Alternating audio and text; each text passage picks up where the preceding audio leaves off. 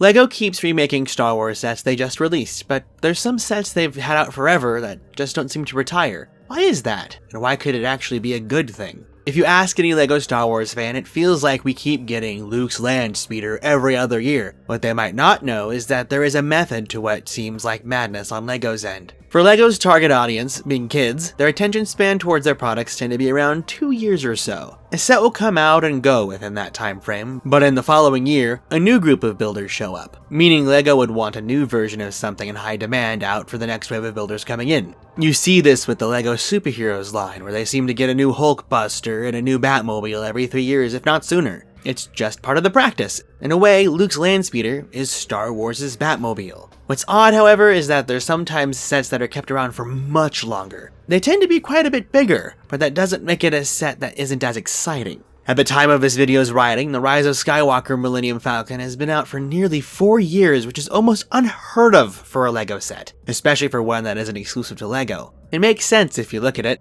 That set might just be the perfect Millennium Falcon they've ever made. Of course they'd want it out for as long as it has, especially if it keeps selling. With no end of its life in sight, it makes me wonder if it ever will. As it were, LEGO has gone out of their way to confirm as much for the Ultimate Collector Series Millennium Falcon, the massive $850 USD version of the ship meant for collectors. With something as iconic and as popular as the Millennium Falcon, the set, and I quote from LEGO's confirmation, always has to be available. It's stated the team understands that some builds don't hold up forever though, so they have that under consideration too, which seems to imply that if LEGO's selection of pieces and how they design sets changes enough, they might retire the UCS Falcon in time, but with the intention of replacing it with another UCS Falcon. I personally love that idea, especially for something as integral as that ship to the overall story of Star Wars, but also as the centerpiece of the whole of LEGO Star Wars as well. But then it begs the question, why not have this as an option for more affordable standard scale sets? I believe that's something we can have, and with it comes additional benefits for the collector, new builders, and even LEGO themselves.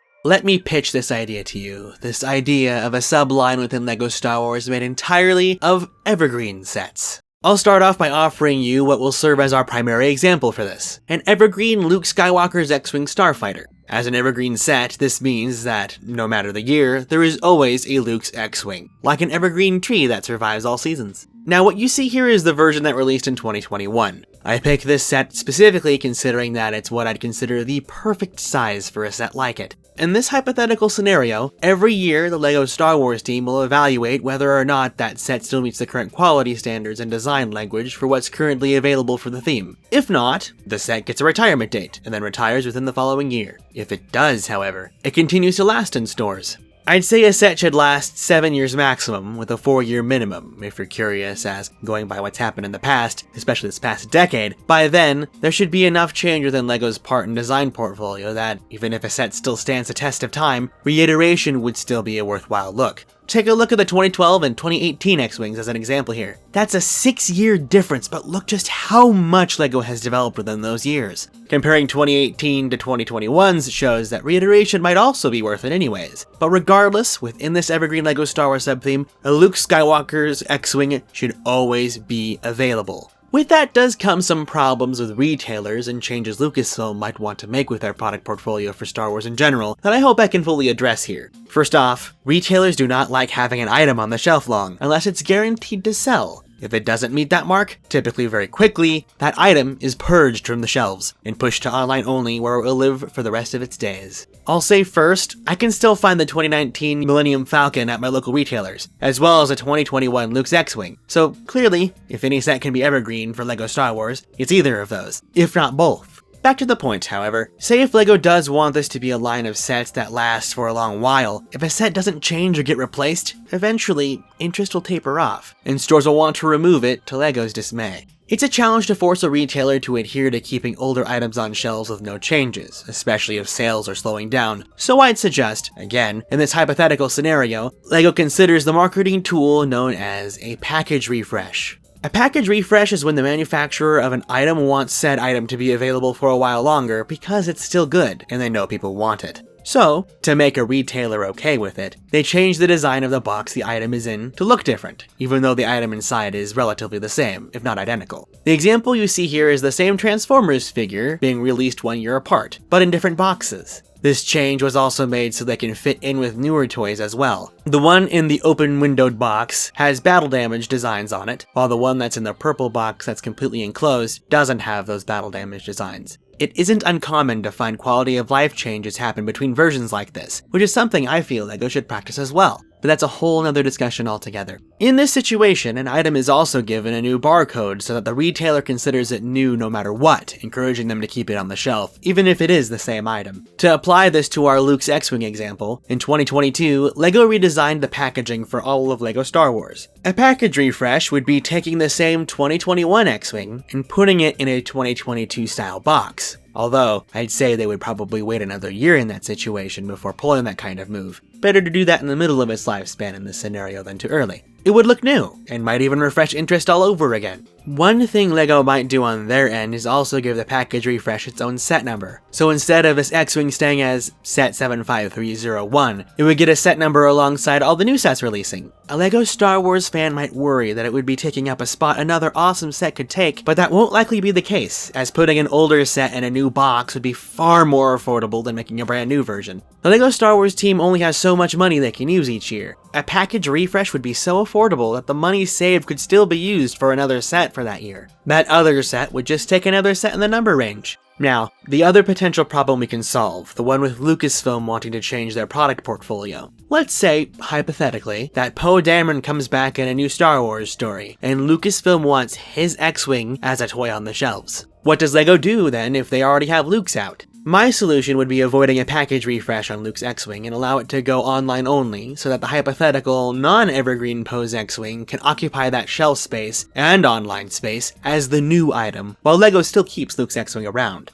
Even if they're both X-Wings, with how prolific Luke's version is, as well as so many other vehicles from the original trilogy of movies, and beyond, people will still be interested in having Luke's specifically, even if Poe's is going to be around for 2 years or so. There's no reason to get rid of it. As another example, say there's an original trilogy Y-Wing on the shelves as part of this Evergreen line, but Lucasfilm wants Captain Rex's Y-Wing as a toy. The original trilogy Y-Wing will go online only and see no package refresh, while Captain Rex's Y-Wing takes the shelves and online storefronts as the new item. People will want the original trilogy Y-Wing no matter the time, but people want a chance at having a Captain Rex one, so might as well offer that opportunity, right? I feel those are good resolutions to these problems, but perhaps I missed one? Before I move on to the next part of this, if you figure out there's another problem, let me know in the comments. We should investigate every solution. Now, the ultimate question is, what sets would I consider for this hypothetical Evergreen subtheme? It's no secret the original trilogy is the most beloved and appreciated aspect of Star Wars, so I've prepared this list of sets I'd consider for this hypothetical subtheme with that in mind. We won't be skipping any of the trilogies, however, as all three are important no matter how many more stories continue to release. Which brings me to the first set I'd have in circulation for this subtheme idea, Rey's Speeder. Rey is the main character for so many kids these days, and like the prequel trilogy before it, the sequel trilogy will be just as beloved in time. With that in mind, something small but featuring the main character of that trilogy is so important to have in an Evergreen line of sets. Maybe one release could be just Tito's Lugabeast and include Rey and BB-8 to have the two of them around, rather than just her speeder over and over again. You could also make a set of Rey's speeder that has a side build for Nema Outpost, and include Finn in it too. Speaking of having certain characters around all the time, I'd be remiss if I skipped having a Jedi Starfighter for either Obi-Wan or Anakin in this lineup. Whether from Attack of the Clones, either Clone Wars series, or Revenge of the Sith, one or the other, or maybe even both as a combo pack, should be around and always accessible. Aside from a Jedi and an astromech droid, a third character can help diversify these sets as they come out and eventually get remade. Obi-Wan Kenobi's Jedi Starfighter that released in 2022 exemplifies that with the inclusion of Taun We, who is a character we otherwise would never get. When it comes to original trilogy options, I'm sure I've already given a case for Luke's X-Wing, but I'd like to take a second to mention an idea regarding getting other Rebellion X-Wings. What if LEGO had a line of exclusive add-on sets where it included another pilot, and maybe a couple parts and a sticker so you can change Luke's X-Wing into other ones used by other pilots? By it being LEGO exclusive, to their website specifically, it keeps the logistics of all the packaging and shelf space planning completely at bay. Heck, they could even just sell the figure in parts in a bag, and have the parts included with the figure sourced through LEGO's online pick-a-brick service. That would make it made to order for the most part, but cut out so many other facets to it all, making it, well, at least on paper, quite affordable and economical. The idea was that the availability of the minifigure that goes with this special add-on pack would dictate whether or not it's available. They could even do that to make alternate versions of sets like the helmets, but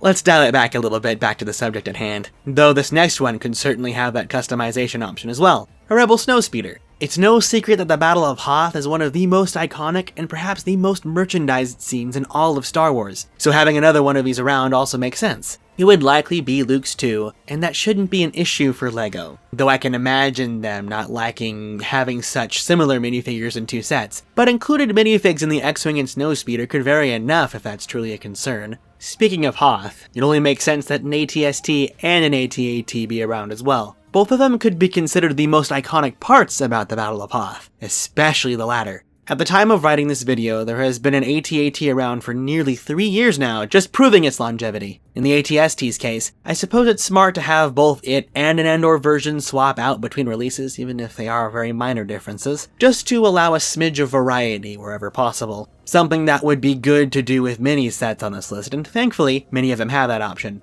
Again, that add-on idea here works too. Could have a parts pack add-on with the Klatooinian so you can make the AT-ST Raider from the Mandalorian. With the AT-AT, a parts pack add-on to make the container design on the AT-ACT would work well, but you could also get a pack of vines to make a variant of the vehicle from Jedi Fallen Order. See, the more that I think about this idea, the more I like it even more. But back to the Evergreen sets. Another set that I previously stated in standing against the test of time, of course, is the Millennium Falcon. I agree with LEGO. One should be out at all times. Whether that includes samplings of the crews from both trilogies it's featured prominently, or just focuses on one, I'm not sure, though I personally would prefer the former. The UCS one serves as an example of balance between them both, and I think it can easily be done at a play scale size too, and be just as successful as the one currently out. Several of these offerings need something to face against, and, of course, the easiest one to go with is a TIE Fighter. I'd avoid including specific characters in a new one so that, in case someone wanted to make a fleet, they can swap the heads between, say, a pilot, an officer, and a stormtrooper or two that could all be included, in favor of saving named characters in a specific TIE Fighter that would feature outside of this Evergreen subtheme.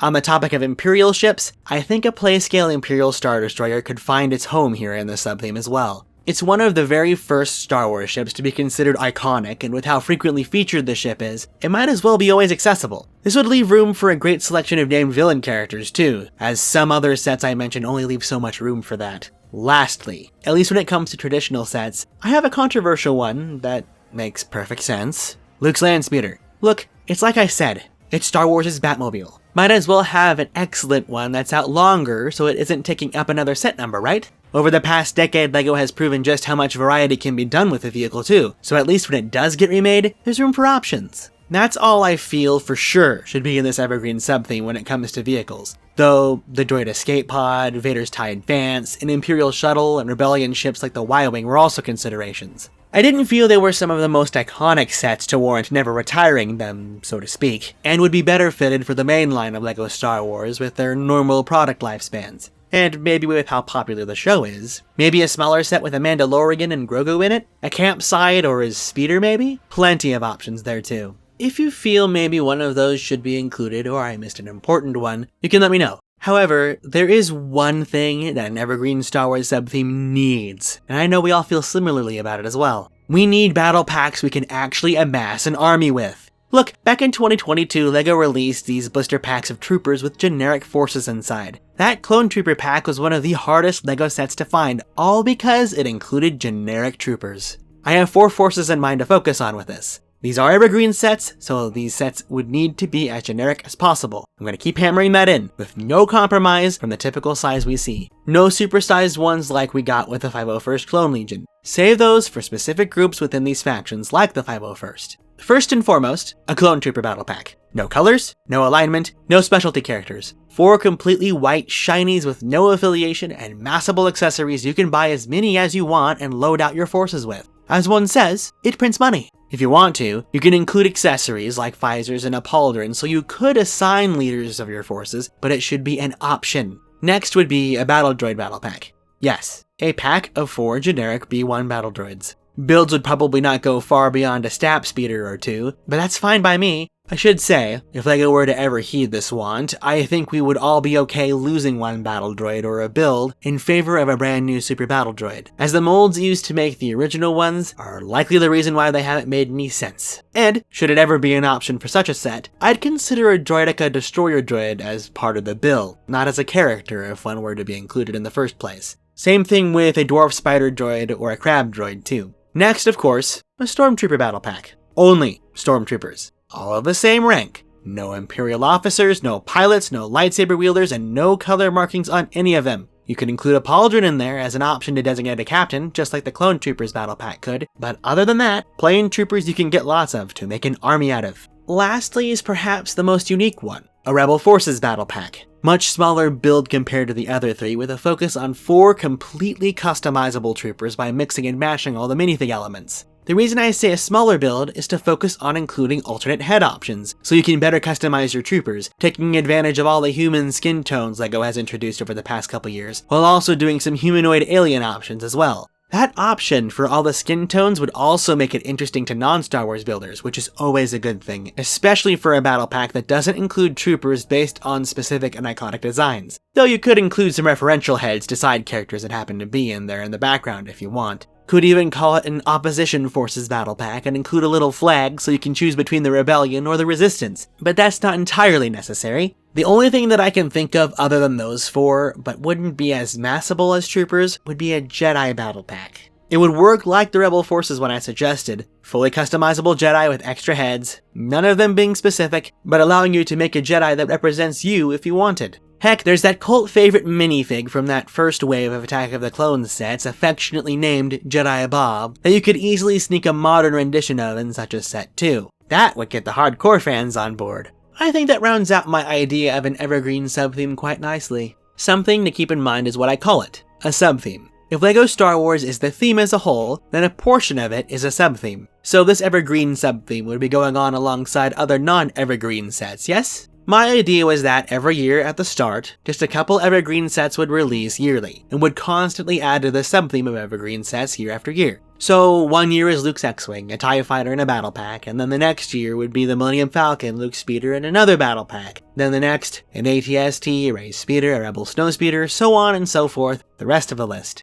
Remakes for the Evergreen subtheme would start to show up in these slots over time, so say if we never got Obi-Wan's Starfighter after 5 years, that would launch aside, maybe, a brand new rendition of the TIE Fighter. Even if a TIE Fighter released within the past 4 years, but warranted a remake. That's just how the subtheme works. What this also does is leave plenty of room for new sets based on what's current in Star Wars, while also allowing some breathing room to try fresh takes at older sets that aren't as familiar, but just as marketable, or first tries at older concepts we haven't gotten. This without ignoring the most iconic sets that should always be around, but in a way where they no longer appear like the majority of what's releasing. This could break the over-exaggerated stigma that LEGO primarily releases sets based on the original trilogy. Of course, even though a majority of the selection I suggested for the Evergreen theme are from the original trilogy, that doesn't mean we don't get more from those movies outside of the Evergreen subtheme. They're ships that, at least in my opinion, aren't as iconic as the ones that are, and get interwoven in the collection of sets that are coming and going. A B-Wing, a TIE Interceptor, a Blockade Runner, so on and so forth. One day I'd hoped that, much like the Force itself, we find balance in what's available in LEGO Star Wars. A theme that represents the whole rather than just some specifics, but that's an entirely different video altogether. But you should let me know if that's something you want to hear me discuss in a future video down in the comments. Though I should ask, do you like this idea as a whole? What would you do in addition, or what would you change from this idea of an Evergreen subtheme of LEGO Star Wars? As always, let me know what you have to say down in the comments. If you liked this video, please share it around. You don't know how much that helps. You can also like the video and subscribe. Clicking the bell will send you notifications when more videos like this go live. I'm also trying to do daily posts on my community page, so keep an eye out for those too, if you're interested. If you'd like as well, you can hit the thanks button to donate to the channel. Your comment gets highlighted for your generosity if you do. I'm Pen, and I'll see you next time.